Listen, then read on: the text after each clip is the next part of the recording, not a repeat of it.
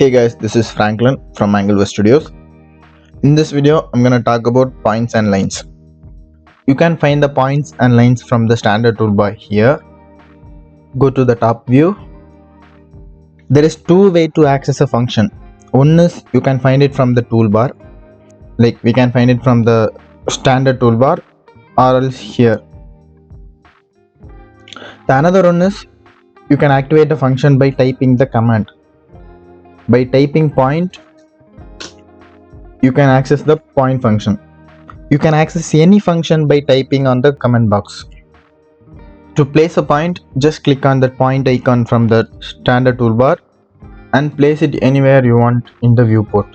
If you want to place it in a certain location, then just click on the point icon, and in the comment box it asking the location of the point object. So you have to give a certain location. For example, I'm gonna give 15, 15. Then press enter. The point will be placed in the coordinates. If you place the cursor on the point tool, it's showing two options. When you left click on the point tool, this will activate a single point. But if you right click on the point tool, this will activate a multiple point.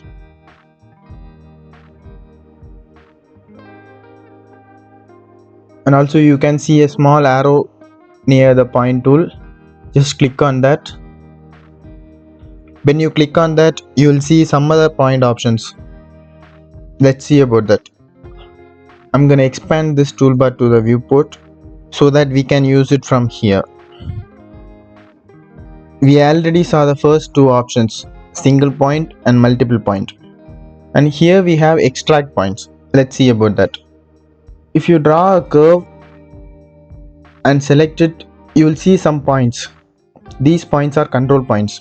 We can manipulate the geometry using these control points.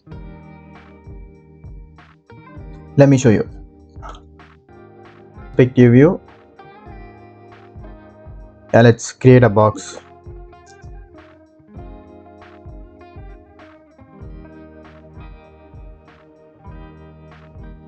And turn on the control points.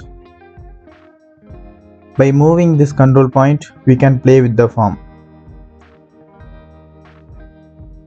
By using this extract point command, you can extract the points from this object.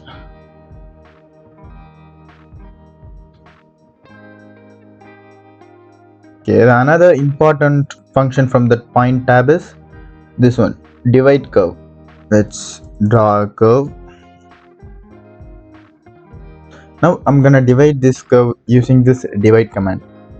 We have two options here. One is divide curve by length and the another one is divide curve by number of segments. To activate the first one, press left click on this icon. It's asking select the curves to divide. I'm gonna select this curve and press enter. The total curve length is 179 meters. I want to divide the curve in 10 meters length. So I'm gonna type 10. Then press enter. Now the curve is divided.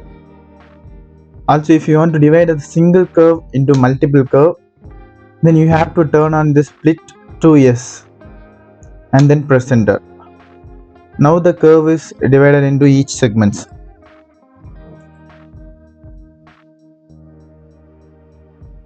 To activate the second options, just right click on this icon. And it's asking select the curves to divide. I'm gonna select this and press enter. It's asking number of segments you want to divide. So I'm gonna give like 15. And check the split.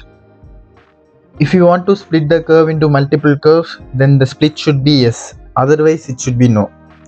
Now the curve is divided into 15 segments. We also have some other points in the points tab, but we won't need that because most of the time we will use points only for reference.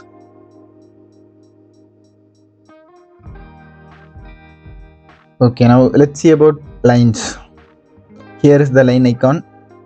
When you press the small arrow, this will extend the line options. Just drag it to the viewport so that we can use it from here. Here the first one is single line. Just click on that You can start randomly anywhere from the viewport, or else you can type the coordinate, for example 10, 10 and press enter. Now it's asking end of the line. Yeah, same as start. You can place it anywhere on the viewport, or else you can give some certain location. This is how we draw the lines. If you want to draw a proper horizontal or vertical line, then you have to turn on this ortho. Once you turn on this, we can draw a proper horizontal and a vertical line. Let's see the other options from the line tool. The second one we have is polyline. In polyline, you can draw a continuous line from this command. And the rest of the line options we can access from the first one. When you click on this, you will see some other options here in the command box, like both sides, normal, angle, vertical. Let's see about that. First one is both sides. Just click on that. After clicking that, if I draw a line, that will extend it in the both sides.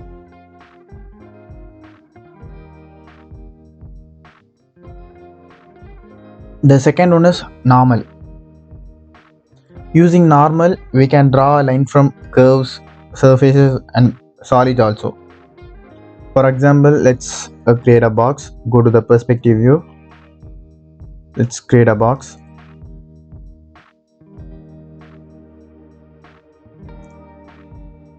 Okay, click on that. Select normal. Now it's asking select object, and select the object. Then you can draw it from the surface.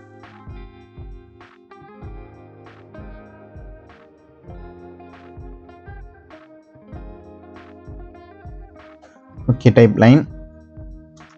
The next one we got is angle line. Let's see how to draw an angle line. For that, first we need to draw a baseline. I'm gonna turn on this ortho line. Now I want to draw a 30-degree angle from this line. Let's type line. Just click on this angled, and it's asking start of the baseline. This is start of the baseline, and now the end of the baseline. Now it's asking the angle.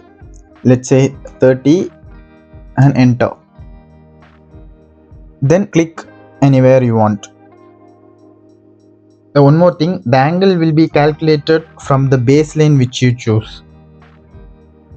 For example, type line angled. If I choose this line as my baseline, let's give 20 degree and press enter. The angle will be calculated from this line. Okay, let's see the next one. Vertical. By selecting this, we can draw a vertical line. Go to the perspective view. You can draw a vertical line using this function. Let me show you again. Just type line and click vertical. Then you can draw it. You can also activate the function by typing the underlined letter of the option. For example, if I type V and enter, this will activate as a vertical line. If I type B and enter, this will activate the both sides. If I type A and enter, this will activate as an angle line.